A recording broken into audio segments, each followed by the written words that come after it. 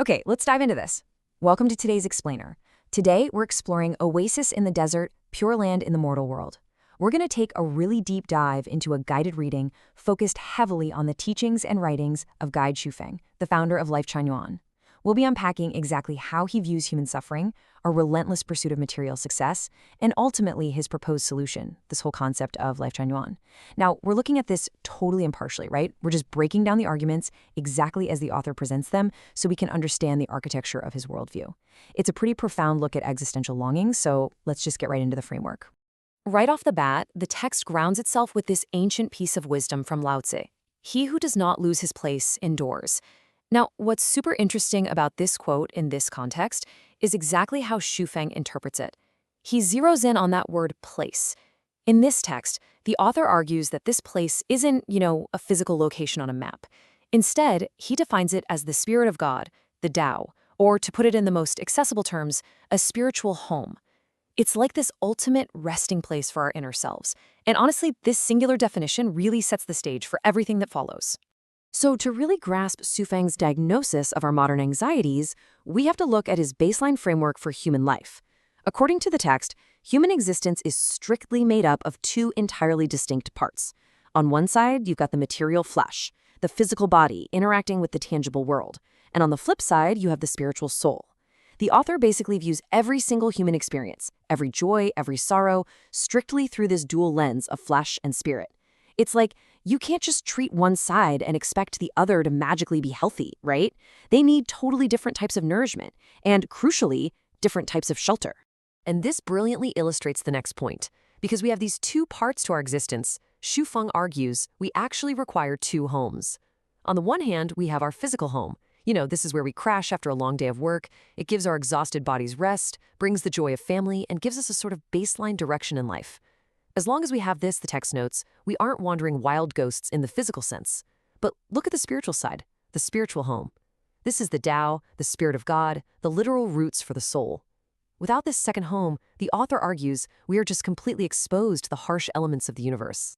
Which brings us to the central, really burning question of Shufeng's essay. If we have our physical homes, if we have our families, warm beds to sleep in, a solid roof over our heads, where is the problem? Why is there still endless anxiety? Why is there just unyielding confusion? Why do people perfectly surrounded by all the comforts of their physical homes still experience such deep despair, or even commit suicide? Just take a second to really think about that. Our physical needs are met more now than at any other point in human history. Yet, as the author observes, our parents are totally powerless to help us with this internal dread. Our friends just kind of scratch the surface, and neither science nor secular knowledge seems to offer any lasting cure. Well, Shufeng argues that because we feel this invisible pain, we panic. We enter what he essentially describes as this frantic rat race. The text outlines how we fall straight into the material trap. We desperately pursue wealth, basically hoping money will fix our spiritual poverty. We seek power and status just to ease our mental tension. We chase fame, hoping the admiration of strangers will somehow cure our internal sickness. The author even uses this really vivid metaphor, saying we hunt for romance like a hawk hunting a rabbit, and we gather masses of friends, all in this desperate, exhausting attempt to fill our spiritual voids. We're just running faster and faster, applying all these physical and social bandages to deeply spiritual wounds. So the crucial point is this. It doesn't work. When the noise stops, the strategy completely fails. The text refers to this as the mirage of success. You can accumulate more money, higher status, a louder reputation, a massive circle of friends. But in those quiet moments of solitude, the truth sets in. Shufeng writes that in the dead of night, all of these worldly achievements are just passing clouds. They are completely useless against the deep-seated anxiety and profound loneliness that just keeps biting at our hearts. The material world, he says, simply cannot cure the spiritual world. Section 1. The Homeless Soul, Wandering the Desert. This brings us right to the core thesis of Shufeng's essay. The fundamental root of all human suffering is that our souls are out wandering in the wilderness without a home or direction. Let's map out exactly how Shufeng connects this theory to the real world. First, we have the root cause. Humanity has simply lost its spiritual home. We have no roots, no source, no direction. And because of this, we see the macro-level impact, societal evils. The text directly links this rootless nature to a world filled with violence, hatred, greed, and deceit, basically a world where truth and falsehood are completely flipped upside down. And finally, we see the micro-level impact, individual suffering. Because society is chaotic and our souls are homeless, the individual is left endlessly anxious, perpetually exhausted, and living what the author shockingly describes as living like ghosts rather than humans. Confronted with this pretty bleak reality, the text asks another heavy existential question. In the boundless sea of suffering, where is the path? It's such a powerful moment in the essay. I mean, if the material world is a trap, and our souls are wandering this endless desert, crying out, completely exhausted, what do we do? Where on earth do we go to find our roots again? Let's look at the solution Shefeng proposes. Section 2, the spiritual oasis, the arrival of life, Chenyuan. Here, we neutrally introduce Life Chenyuan, exploring how the author positions it as this late-arriving but absolutely necessary Pure Land to cure the modern condition.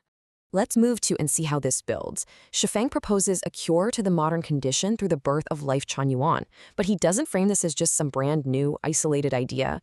Instead, he positions it as this grand synthesis of humanity's greatest spiritual heritage. According to the text, the arrival of Life Chenyuan represents the descent of God's Spirit, combined with the love of Jesus, the compassion of Buddha, the care of the Prophet Muhammad, and the wisdom of Laozi. It's fascinating. The author is presenting a true spiritual convergence, suggesting that the ultimate home for the soul actually requires the combined wisdom of all these historical pillars of faith.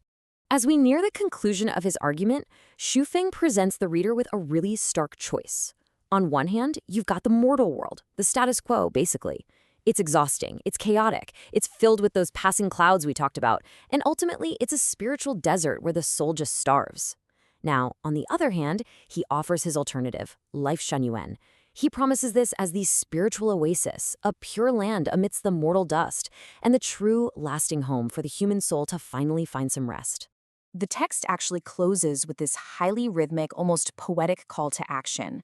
Shufeng writes, "A journey of 1,000 miles begins with a single step. Rein in the horse at the edge of the cliff and bring the dead back to life. Enter the Chenyuan and find a whole new world." It's a dramatic, highly structured pitch for spiritual awakening, urging the reader to step away from the edge of material despair and step right into this newly defined spiritual sanctuary. So, we've unpacked Guide Shufeng's compelling critique of a materially rich but spiritually bankrupt world, and we've examined his vision of Life Chenyuan as the ultimate sanctuary for the wandering soul.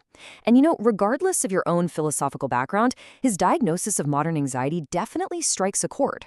It forces us to ask ourselves, in a world full of passing clouds where we are constantly chasing the next promotion, the next purchase, the next temporary fix, where are you seeking your own spiritual oasis? What is the home you are building for your soul?